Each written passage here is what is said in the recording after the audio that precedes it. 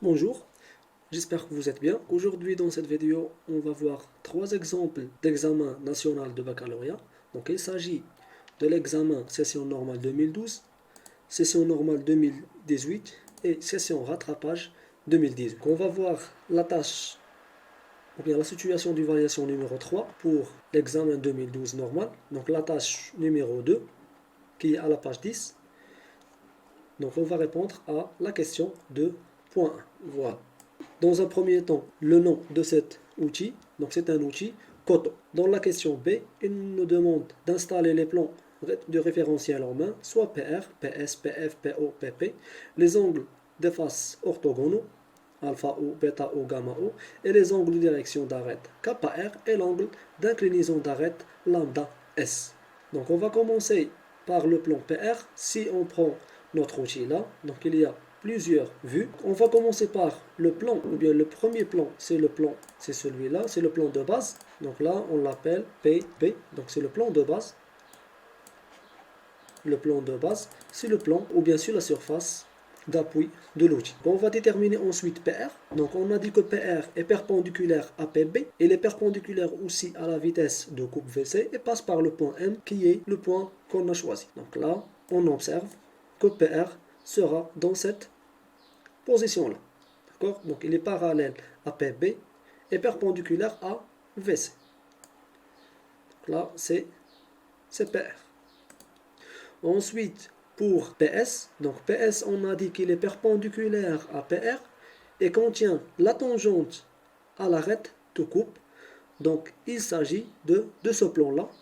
Donc là, si c'est PS. PS et celui-là est la même chose pour celui-là. D'accord? Maintenant pour PF, le plan de travail conventionnel. Donc on a dit qu'il est perpendiculaire à PR. Donc là, la même chose c'est PR. Donc on a dit qu'il est perpendiculaire à PR et contient la vitesse d'avance VF et passe par le point M. Donc ici on a VF, donc automatiquement PF sera là. Donc il est perpendiculaire à PR et passe par le point M et contient VF. Maintenant pour PO, donc PO, c'est un plan qui est perpendiculaire à PR. Le voici ici. Ici, donc là c'est PR, là c'est PB. Donc il est perpendiculaire à PR et perpendiculaire à PS. Il sera dans cette position-là. Donc là, c'est PO et en même temps c'est PF.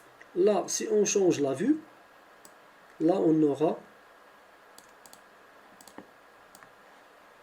PS.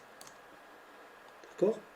Pour le plan PP, donc c'est un plan vers l'arrière de l'outil. Donc il est perpendiculaire à PR et perpendiculaire à PF par le point M.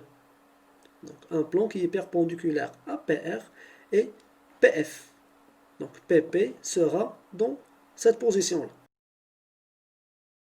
Maintenant, on va passer aux angles d'arête ou bien aux angles de face. On va commencer par alpha. Donc on a dit que alpha il est comprise entre PS et A alpha, la face de dépouille. Donc la face de dépouille dans cet outil-là, c'est celle-ci. Donc ici, on aura alpha. D'accord? Pour bêta, donc pour les angles de face, donc ils sont représentés dans le plan PO. D'accord? Dans le plan PO. Donc pour bêta, donc il est entre A alpha et A gamma, entre la face de dépouille et la face de coupe. La face de dépouille c'est celle-ci et la face de coupe c'est celle-ci. Donc là c'est bêta. Et enfin on a gamma O qui est entre PR et A gamma. Donc entre PR et A gamma. Donc là on a gamma. D'accord? Il nous reste lambda S et kappa R. Donc pour lambda S, elle est représentée dans PS. Donc c'est entre PR et S. Donc là, on a PR et on a PS qui sont confondus. Donc là, on aura notre angle lambda S. C'est ici.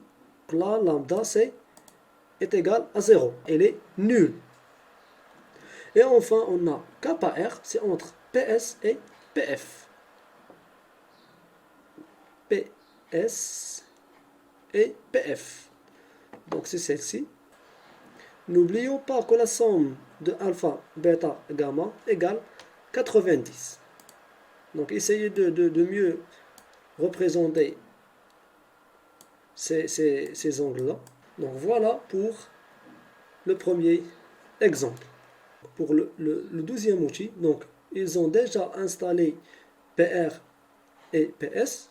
Donc il nous reste PF, PO et PP et les angles de face orthogonaux et l'angle de direction kappa R et l'angle d'inclinaison d'arête lambda S. On va commencer par PS. On a dit que PS est perpendiculaire à PR, qui sera là, automatiquement. Là, c'est PS. Pour PF, donc il est perpendiculaire à PR au point M et contient VF, donc il sera là. Donc pour PO, il est perpendiculaire à PR et perpendiculaire à PS. D'accord? Donc c'est ce plan-là. Pour PP, le plan vers l'arrière de l'outil, donc il est perpendiculaire à PR et PF. Il est perpendiculaire à PR et à PF. C'est celui-là. Maintenant, on va passer aux angles de face orthogonaux. On va commencer par alpha, alpha O. Donc il est représenté dans ce plan-là. On a dit que alpha O, il est entre PS et la face de dépouille à alpha. Donc la face de dépouille à alpha, c'est celle-ci. Donc là, on aura alpha. Bêta, c'est entre la face de coupe et la face de dépouille. Donc c'est celle-ci. Gamma, c'est entre PR et la face de coupe. C'est celle-ci. Pour kappa R, elle est représentée dans PR, c'est entre PF et PS. Donc c'est celle-ci. Pour lambda S, elle est représentée dans PS, donc c'est entre PR et S. Donc c'est celle-ci. Pour le troisième exemple, là on a un outil à alléger et dresser. Il nous demande d'installer les plans PR, PS, PF, PO, PN et PP. D'installer aussi les angles d'arête, kappa R, psi R et lambda S. Donc psi R c'est epsilon R. Les angles de face orthogonaux alpha, bêta et gamma. On va commencer par PR, c'est le plan qui est parallèle à PB, le plan de base, c'est celui-là. PR c'est ici et aussi ici. Donc pour PS, il est perpendiculaire à PR et contient la tangente à l'arête de coupe. Donc la tangente à l'arête de coupe, c'est celle-ci. Donc là, c'est PS. Donc la même chose, si on change la vue, PS sera aussi là. Pour PF, c'est le plan de travail conventionnel. Donc il est perpendiculaire à PR et contient VF et passe par M. Voilà, donc voilà VF. Donc ici, on a PF. Pour le plan PO, le plan orthogonal, il est perpendiculaire à PR et perpendiculaire à PS. Un plan qui est perpendiculaire à PR et perpendiculaire à PS. Donc c'est celui-là. PO, c'est celui-là.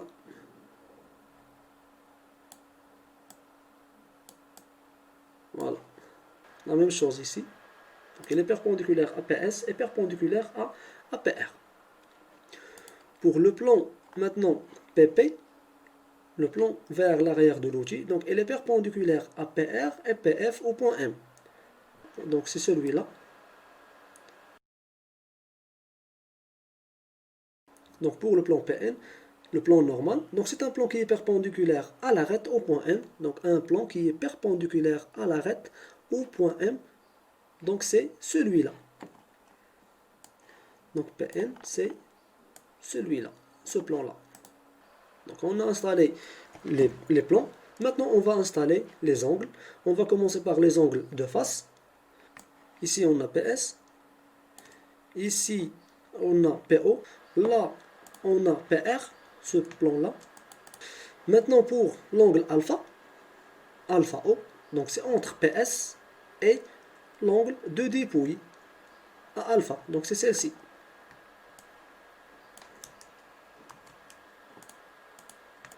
Pour bêta, c'est entre A alpha et A gamma. Pour gamma O, c'est entre PR et A gamma. Donc pour lambda S, elle est représentée dans le plan PS, donc c'est entre PR et l'arête S. Donc c'est celle-ci. Pour kappa R, elle est représentée dans PR, donc elle est entre PS et PF. PS et PF, donc c'est celle-ci. Et pour psi, c'est celle-ci.